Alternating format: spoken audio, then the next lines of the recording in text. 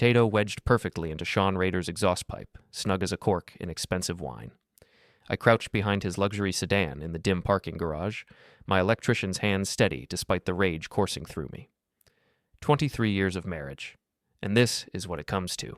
Me playing saboteur at midnight while my wife Cleo sleeps with her gym trainer upstairs.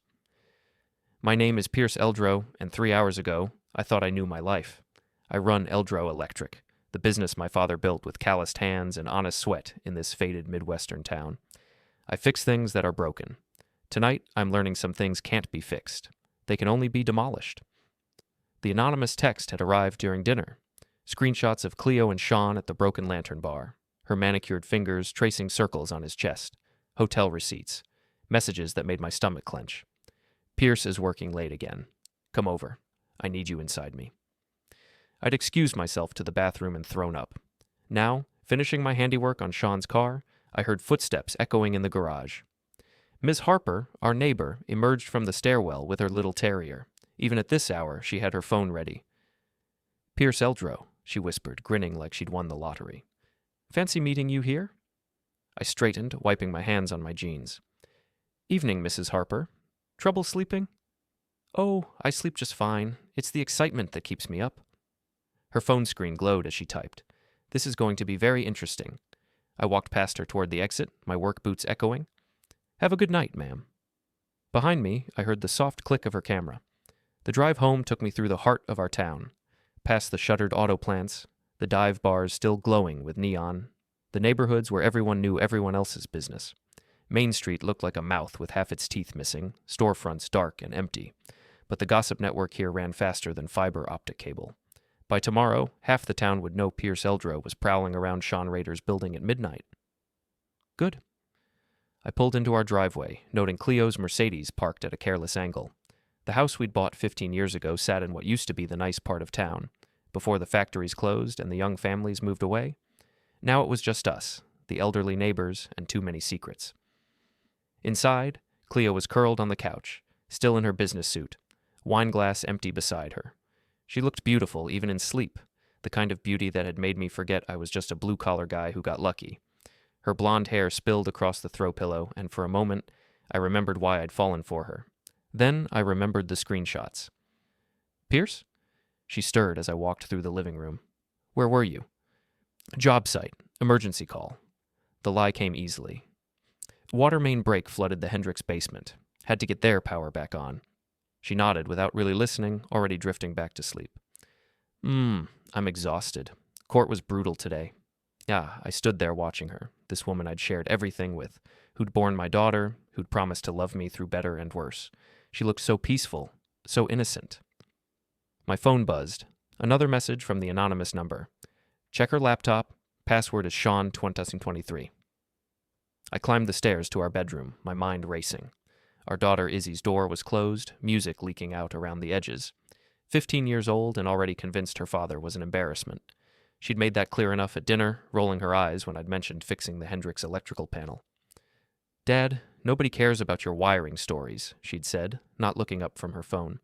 Maybe if you did something interesting for once. Cleo had laughed. Be nice to your father, Izzy. Not everyone can be exciting. The laptop sat open on Cleo's side of the bed, screen dark. I touched the trackpad, and it came to life, asking for a password. My fingers hesitated over the keys. Sean 2023. The desktop loaded, and I felt something inside me shift permanently. Email threads with Sean going back 6 months. Photos I'd never seen, Cleo in lingerie I'd never bought her, poses I'd never witnessed, hotel confirmations for weekends when she'd claimed to be at legal conferences. And messages. So many messages. Pierce is getting suspicious. We need to be more careful. Can't wait to get away from this boring life. You make me feel alive again. He's a good man, but he's not enough. He never was. I sat on the edge of our bed, staring at the screen, feeling the foundation of my world crumble. 23 years. Our daughter, the house, the business, the life we'd built together. All of it was a lie. My phone rang, making me jump. Unknown number. Hello? Pierce Eldrow? A woman's voice, distorted slightly. I think we need to talk. Who is this? Someone who knows what your wife is doing, and someone who thinks you deserve better. The line went quiet for a moment. Then, tomorrow night, Broken Lantern Bar, 9 o'clock. Come alone. The call ended. I closed the laptop and walked to the window overlooking our backyard. The swing set I'd built for Izzy when she was 5 still stood there, rusted now and forgotten. The garden Cleo and I had planted during our first spring in the house had long since gone to weeds. Everything was falling apart, and I'd been too blind to see it. But I was seeing clearly now. I pulled out my phone and scrolled through my contacts until I found Coach Manny at the gym where I'd been working out for the past year, trying to keep my middle-aged body from completely falling apart. "Pierce, it's past midnight, brother. What's wrong?" "Manny, I need to ask you something. If someone was trying to destroy your life, how would you fight back?" Before we dive deeper into this story, I have one small request. Please subscribe, drop a like, comment, and hit that hype button to boost this channel so more people can discover these incredible Reddit stories. A long pause. "You want to come down to the gym? I'm here cleaning up. Sounds like you need to hit something." 20 minutes later, I was wrapping my hands in the dim light of Manny's boxing gym. The place smelled of sweat and determination. Honest scents that reminded me there were still real things in the world. "So she's cheating," Manny said, holding the heavy bag steady as I threw combinations. "And you want revenge." "I want justice. Jab, cross, hook. I want her to feel what I'm feeling right now." Justice and revenge. They're different things, Pierce. Justice is clean. Revenge gets messy. I stopped punching and looked at him. Manny was 65, a former Golden Gloves champion who'd seen everything. "What would you do?" "Me? I'd make sure everyone knew the truth. But I'd be smart about it." He grinned, showing a gap where a tooth used to be. "You want to win a fight, you don't just throw wild punches. You set up your shots. You make your opponent think they're winning right up until they're flat on their back." I unwrapped my hands, feeling better than I had in hours. "Thanks, Manny." "Pierce, whatever you're planning, don't let it make you into something you're not." I nodded, but I wasn't sure I could promise that. The man I'd been this morning, trusting, loyal, content with his simple life, that man was gone. In his place was someone harder, someone who understood that nice guys don't just finish last, they get humiliated. The drive home took me past Sean's building again. In the morning, he'd discover his car wouldn't start. He'd call a tow truck, pay for repairs, maybe miss some appointments. A small inconvenience for a man who was destroying my marriage. But it was just the beginning. I parked in my driveway and sat for a moment, looking at our house. All the lights were off now. Inside, my wife slept peacefully, dreaming of her lover. My daughter slept too, probably planning new ways to express her disappointment in her boring father. Tomorrow, I'd start showing them both exactly how interesting I could be. My phone buzzed with a text from that anonymous number. "Sleep well, Pierce. Tomorrow we begin." I smiled for the first time in hours. I had no idea who my mysterious ally was, but they were right about one thing. Tomorrow, everything would change. The next morning arrived gray and cold, matching my mood perfectly. I stood at the kitchen window, watching Cleo load her briefcase into the Mercedes. She moved with the confidence of someone who thought she held all the cards. She was about to learn otherwise. "Dad, can you drive me to school?" Izzy appeared in the doorway, already dressed and checking her phone. "Mom's leaving early for some meeting." I turned to study my daughter, 15 years old, with Cleo's blonde hair and my stubborn chin. When had she started looking at me like I was an inconvenience? "Sure, sweetheart. Grab your backpack." The ride to Jefferson High was quiet, except for the constant ping of notifications from Izzy's phone.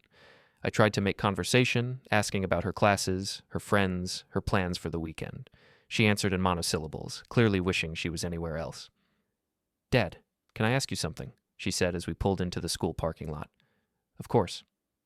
"Are you and Mom having problems?" The question hit me like a punch to the gut. "Why would you ask that?" "I'm not stupid. You've been acting weird, and Mom's been staying out late a lot. Plus, everyone at school is talking about some drama with you and Mr. Rayder." My hands tightened on the steering wheel. "What kind of drama?" "Mrs. Harper posted something on the neighborhood app about seeing you at his building last night. People are saying stuff." She finally looked up from her phone. "Are you having some kind of midlife crisis?" I wanted to tell her the truth. I wanted to explain that her mother was the one having a crisis, that I was just trying to hold our family together. Instead, I forced a smile. "Everything's fine, Izzy. Sometimes adults have to handle complicated situations." She rolled her eyes. "Whatever. Can you pick me up after school? Mom said she'd be working late again." After dropping her off, I drove to the job site where my crew was installing new electrical systems in a renovated office building. The work was routine, running conduit, pulling wire, connecting circuits, The kind of honest labor that had built this town before the factories closed and everyone started looking for shortcuts. My foreman, Jake Martinez, found me rewiring a junction box around 10 o'clock. "Boss, you okay? You seem distracted." "Just thinking, Jake. How's the Martinez family doing?" "Good, thanks. Maria's pregnant again, due in the spring." I nodded, remembering when Cleo had been pregnant with Izzy. How excited we'd been. How sure I'd been that we were building something permanent. "That's great news. Family's everything." "Yeah, it is." Jake hesitated. "Pierce, I don't want to overstep, but people are talking about you and Cleo. If you need anything..." "Small towns. Everyone knew your business before you did." "What are they saying?" "Just rumors about her and that real estate guy, Sean Rayder. Probably nothing, but I thought you should know." I set down my wire strippers. "Jake, what would you do if someone was trying to destroy your family?" "I'd protect what was mine, whatever it took." The rest of the morning passed in a haze of routine tasks while my mind worked on bigger problems. At lunch, I drove downtown to Cleo's law firm, a glass and steel building that looked out of place among the faded brick storefronts of Main Street. I'd been there before, of course, for office parties and the occasional lunch date, but today I saw it differently, as enemy territory. The receptionist, a young woman named Ashley, smiled when she saw me. "Mr. Eldrow, are you here to surprise Mrs. Eldrow?" "Something like that. Is she in?" "Oh, she's in court this afternoon, but Mr. DeLuca is here if you need to speak with someone." Frank DeLuca was Cleo's law partner, a man in his 60s who'd built the firm from nothing. He'd always been friendly to me, treating me like more than just the blue-collar husband of his star attorney. "Pierce." He emerged from his office with a warm handshake. "What brings you downtown?" "Actually, Frank, I wanted to ask you about something. Has Cleo seemed different lately? Distracted, maybe?" His expression shifted slightly. "Is everything all right at home?" "I'm not sure. She's been working late a lot, taking weekend trips for conferences. I just want to make sure she's not overworking herself." Frank was quiet for a moment, choosing his words carefully. "Pierce, Cleo is one of our best attorneys, but lately there have been some concerns about her judgment. Nothing serious, but she's been making mistakes she wouldn't normally make, missing deadlines, showing up late to meetings. Any idea what might be causing it?" "Personal stress, maybe. You might want to suggest she take some time off." I thanked Frank and left, but not before stopping at Ashley's desk. "By any chance, do you know if Cleo's been getting personal calls here at the office?" Ashley glanced around nervously. "I probably shouldn't say anything, but there's this guy who calls sometimes. Sean something. She always takes those calls in her office with the door closed." The pieces were falling into place. That afternoon, I picked up Izzy from school and drove her to her part-time job at the local ice cream shop. She'd been working there since summer, saving money for a car she wanted to buy. "Dad, can I ask you something else?" she said as we pulled into the parking lot. "Sure. Do you think Mom's happy?" The question caught me off guard. "What do you mean?" "She just seems, I don't know, like she wants to be somewhere else. Someone else, maybe." I turned to look at my daughter, really look at her. Despite the attitude and the constant phone checking, she was more perceptive than I'd given her credit for. "What makes you say that?" She talks about her old college friends sometimes, how they live in big cities, have exciting careers, travel all the time. She gets this look like she's trapped here with us. The honesty in her voice was devastating. "Izzy, your mother loves you very much. Whatever problems she and I might have, that's not your fault." "I know that, Dad. I'm not a little kid." She grabbed her backpack. "But maybe she'd be happier if she could just go do whatever she wants." After she went inside, I sat in the parking lot thinking about what she'd said. Maybe Cleo would be happier if she could just go do whatever she wanted. Maybe it was time to give her that chance. My phone rang, the same unknown number from last night. "Ready for tonight?" the distorted voice asked. "I'll be there." "Good.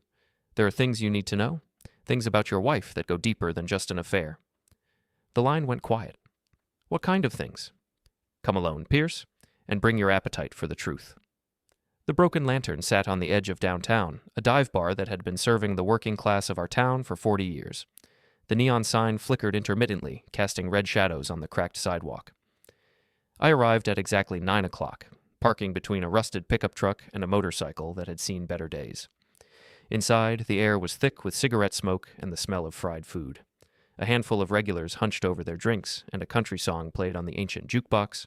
I ordered a beer and found a booth in the back, scanning the room for anyone who might be my mysterious contact. At 9:15, a woman slid into the seat across from me. She was probably 40, with dark hair and sharp features. Well-dressed, but not flashy, like someone who worked in an office but wasn't trying to impress anyone.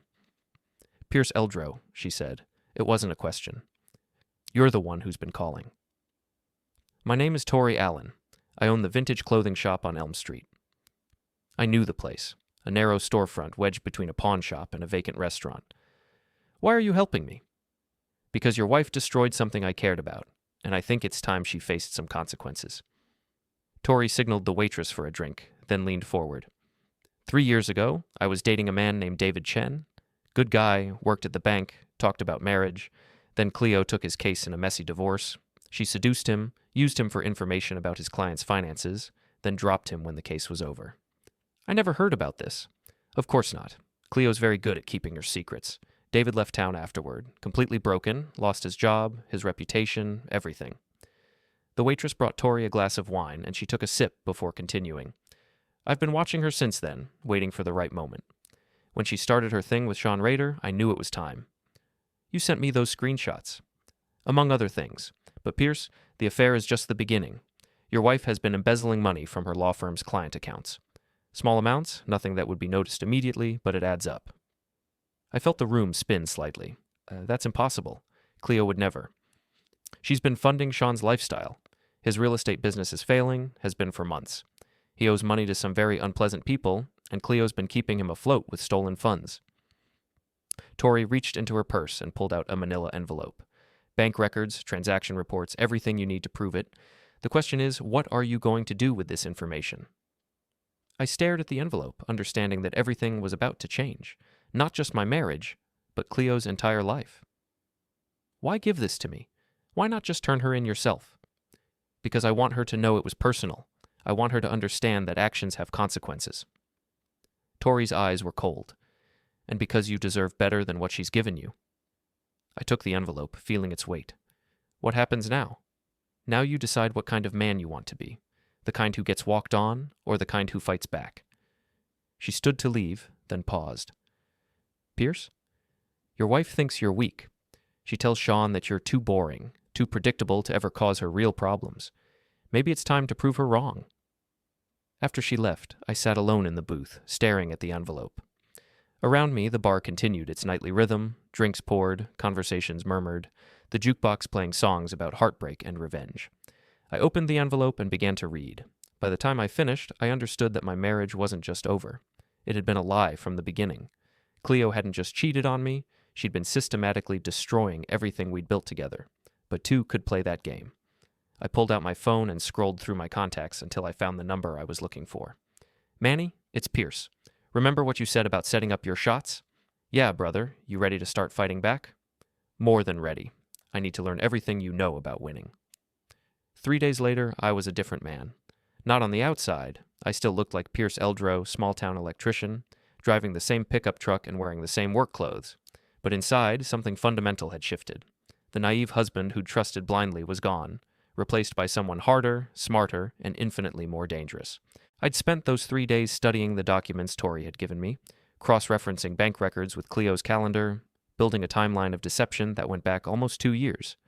Every late night, every weekend conference, every suspicious charge on our credit card, it all fit into a pattern of systematic betrayal. But I'd also been busy with my own preparations. The first step had been securing our finances. As joint account holders, I had every right to transfer our savings into a new account at a different bank. Cleo would discover it eventually, but by then it would be too late. The second step had been documentation.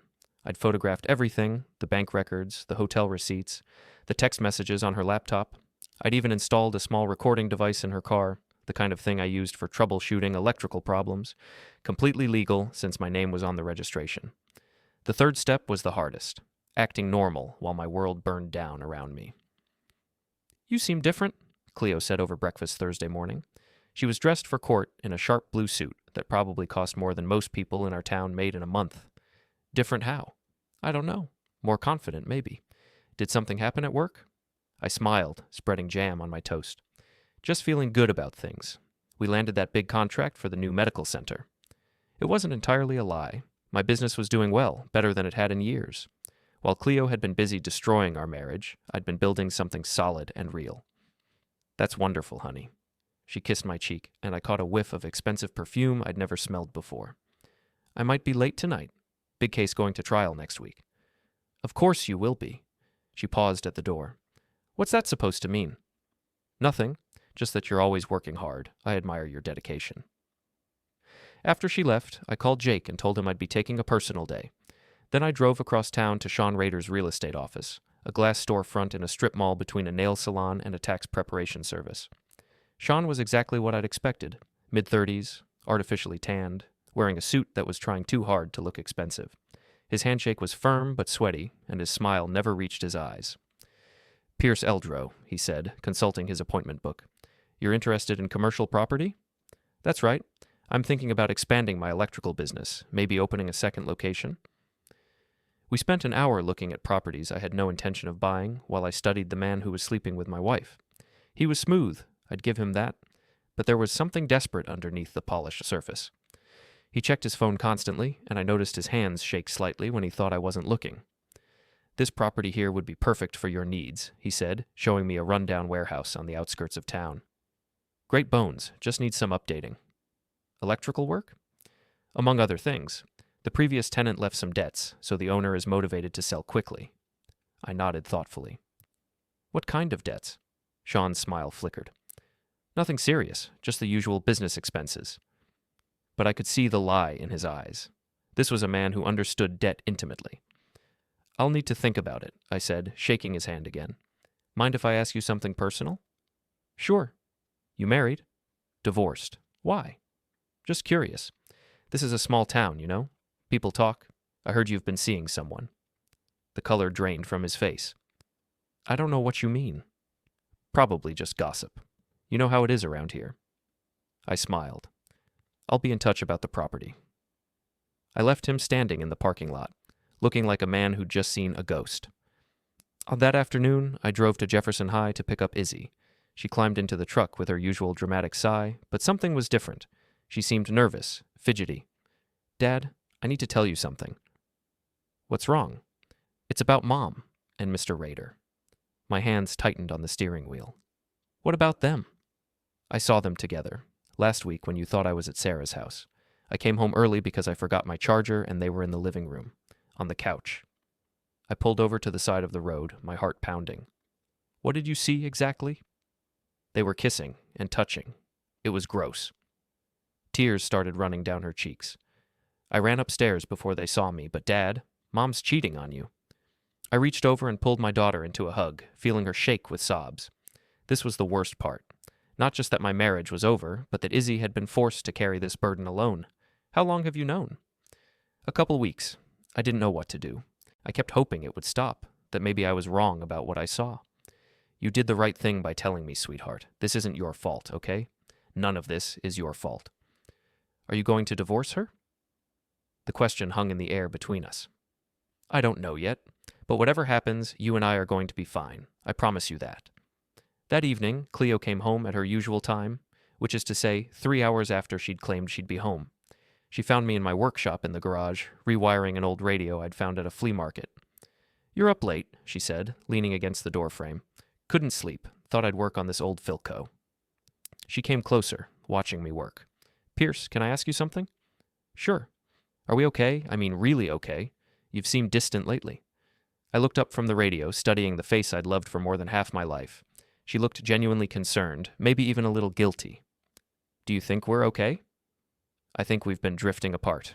Work has been so stressful, and you're always busy with your projects. We barely talk anymore. When was the last time you were happy, Cleo? I mean, really happy. The question seemed to catch her off guard. I don't know. Why? Just wondering if this is the life you wanted. Small town, blue-collar husband, teenage daughter who thinks we're both embarrassing. Pierce, where is this coming from? I set down my tools and turned to face her fully. I've been thinking about us, about our marriage, about whether we still want the same things. And what conclusion have you reached? I think you'd be happier if you were free to make different choices. She was quiet for a long moment, and I could see the wheels turning in her head. Was I giving her permission to leave? Was this her chance to run away with Sean without having to be the bad guy? Pierce, I love you. You know that, right? I know you used to love me, but people change. Maybe we both have. She kissed my forehead, a gesture that felt more like a benediction than affection. We should talk more tomorrow, when we're both less tired. After she went inside, I sat alone in my workshop, surrounded by the tools and projects that had always been my refuge. Tomorrow, I'd start the final phase of my plan. Tonight, I'd mourn the end of the man I used to be. My phone buzzed with a text from Tori. Ready for the next step? I typed back, more than ready. Good. Tomorrow night, there's a fundraiser at the country club. Cleo and Sean will both be there. Time to make things public? I smiled in the darkness of my garage. Cleo wanted to be free to make different choices. I was about to give her more freedom than she'd ever imagined.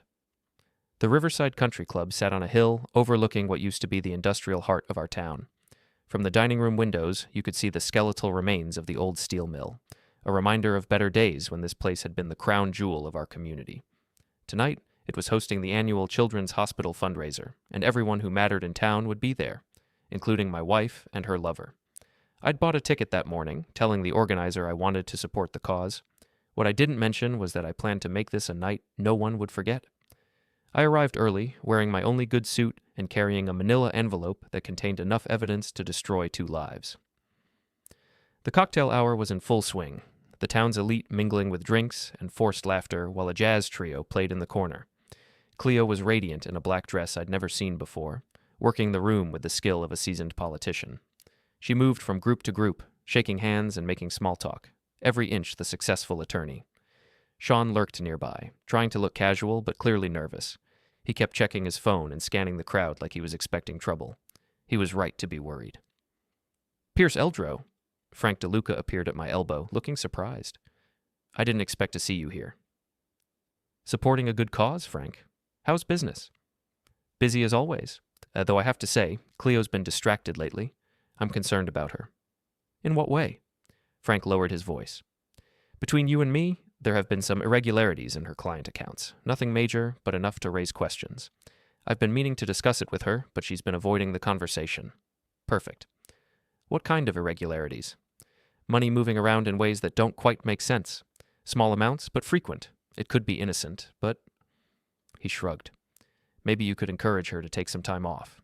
Get her head straight. I nodded sympathetically. I'll talk to her. Across the room, I spotted Tori Allen near the silent auction tables. She was dressed elegantly, blending in perfectly with the crowd.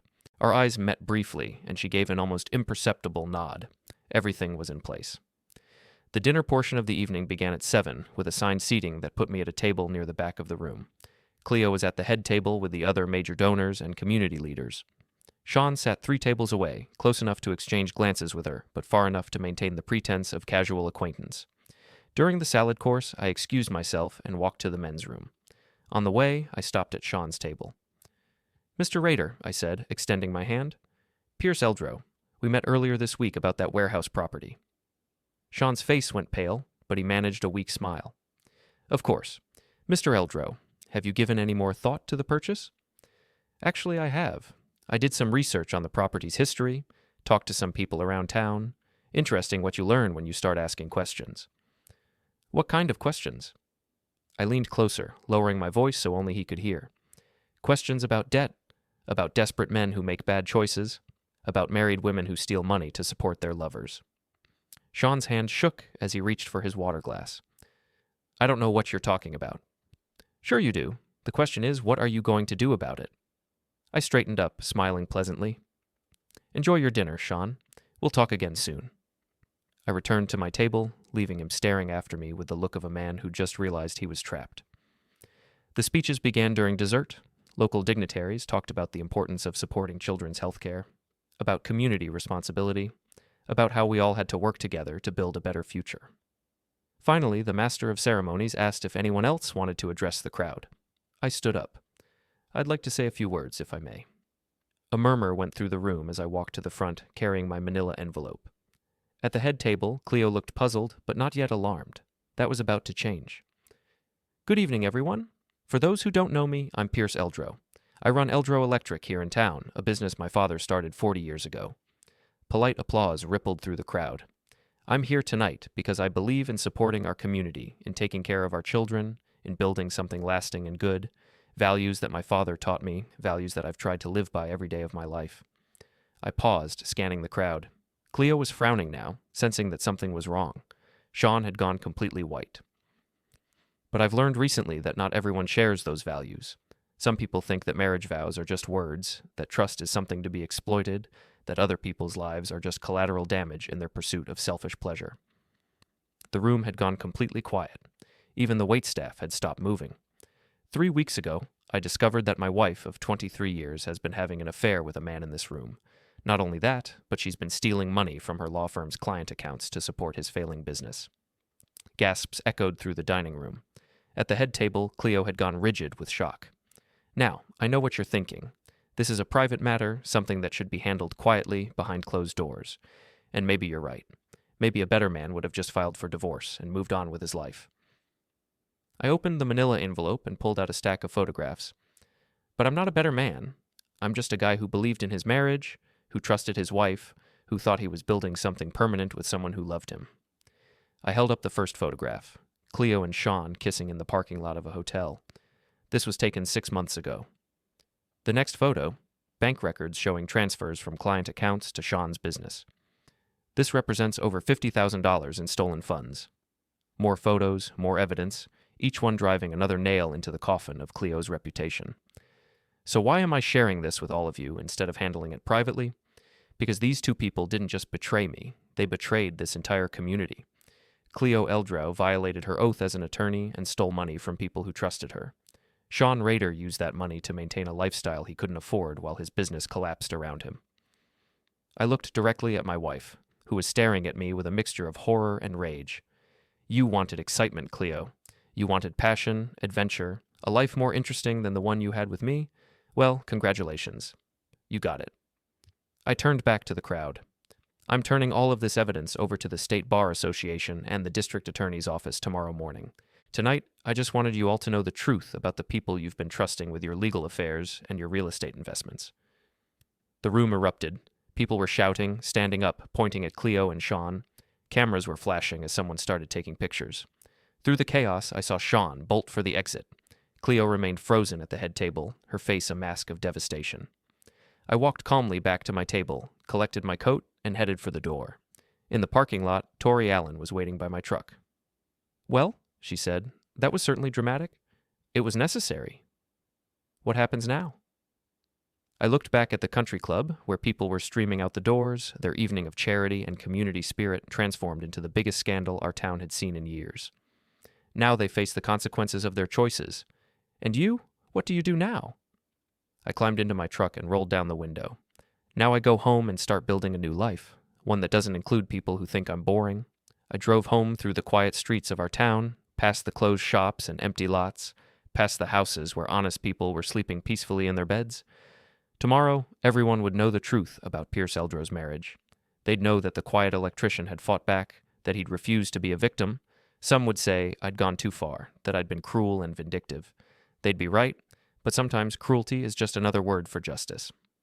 At home, I found Izzy waiting in the living room, her laptop open on the coffee table. "Dad, my phone's been going crazy. People are saying you made some kind of speech at the country club." I sat down beside her. I told the truth about your mother and Sean Rayder. "Everything's going to change now, isn't it?" "Yes, sweetheart. Everything's going to change."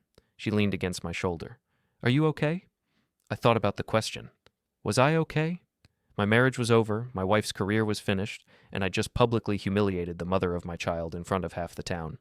But for the first time in months, I felt like I could breathe.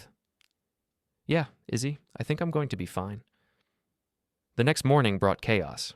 I woke to find 17 missed calls on my phone, 6 news vans parked on my street, and a crowd of neighbors gathered on the sidewalk across from my house. Through the bedroom window, I could see reporters setting up cameras and checking their microphones. Small-town scandals travel fast, but this one had gone viral overnight. Downstairs, Izzy sat at the kitchen table with her laptop open, scrolling through social media with wide eyes. "Dad, you need to see this." She turned the screen toward me. Someone had recorded my speech at the country club and posted it online. The video had been shared thousands of times, with comments ranging from supportive to savage. "Look at this one," Izzy said, reading from the screen. "Pierce Eldrow is my hero. Every cheating wife should be exposed like this." And this one, "What kind of man humiliates his wife in public? This guy is psycho." I poured myself coffee and sat down across from her. What do you think? Honestly, I think Mom had it coming, but I also think you might have gone a little overboard. Before I could respond, the front door burst open and Cleo stormed in, still wearing her dress from the night before. Her makeup was smeared, her hair disheveled, and her eyes were red from crying. "How could you do this to me?" she screamed. "How could you destroy my life like this?" "I didn't destroy your life, Cleo.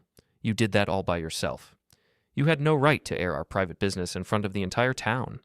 I stood up slowly, feeling surprisingly calm despite her fury. "Private business? You mean like your private business with Sean Rayder? Or your private business of stealing money from your clients?" "I never stole anything." $50,000, Cleo. I have the bank records." She stopped shouting, her face crumpling. "It wasn't stealing, it was borrowing. I was going to pay it back." "With what? Sean's real estate commissions? His business is bankrupt, Cleo, has been for months." Izzy looked back and forth between us, her laptop forgotten. "Mom, you really stole money?"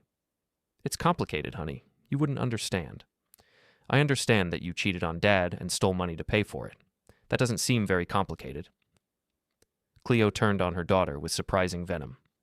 "Don't you dare judge me, young lady. You have no idea what it's like being trapped in this town, in this life, with no way out." "Trapped?" I laughed, but there was no humor in it. "You're a successful attorney, Cleo. You make more money than most people in this town will see in a lifetime. If you were so miserable, you could have just asked for a divorce."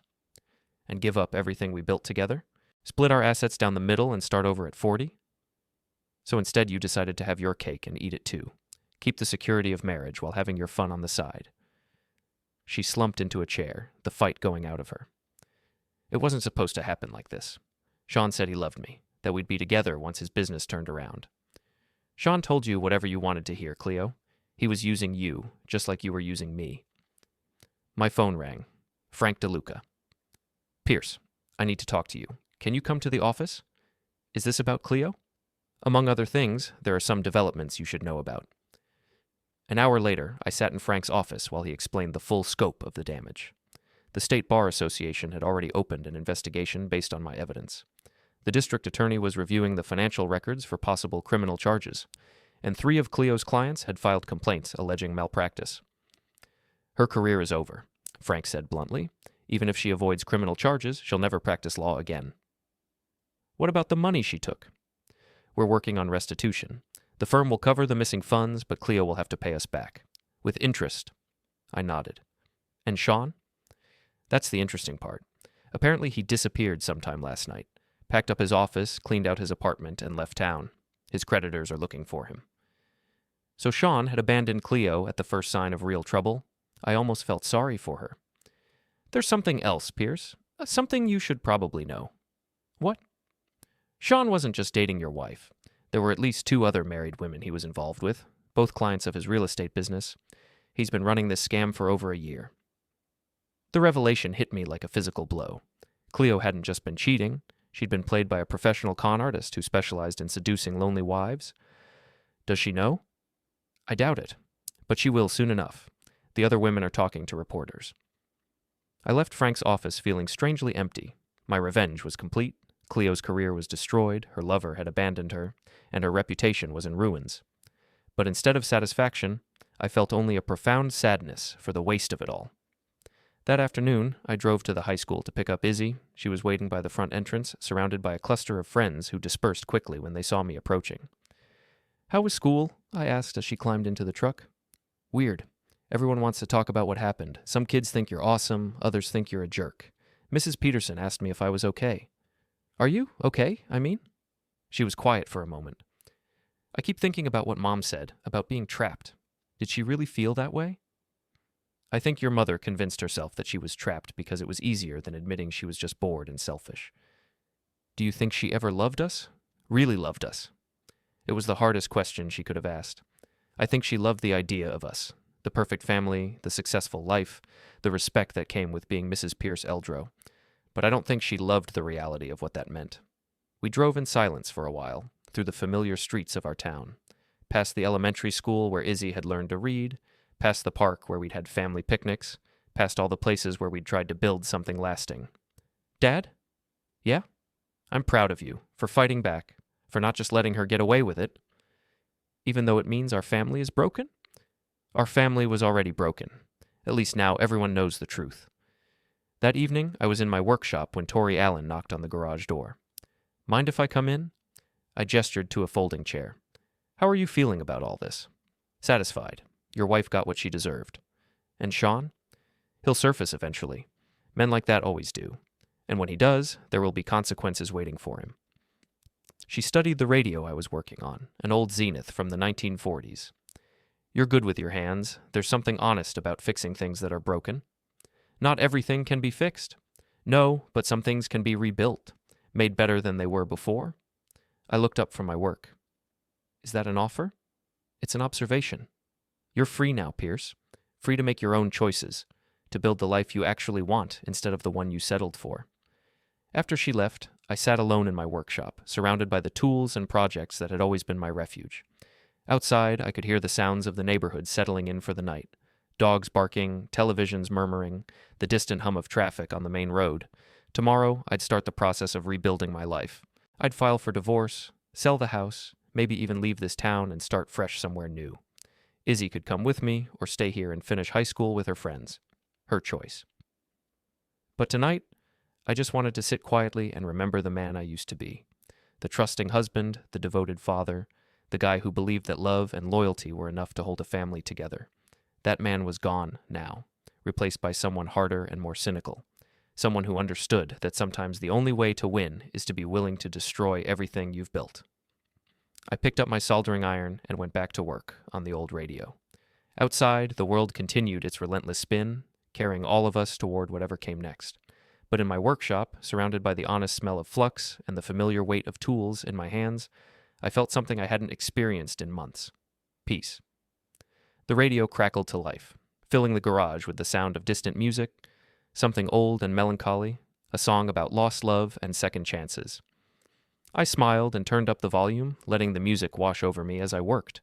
After all, everyone deserves a soundtrack for their new beginning.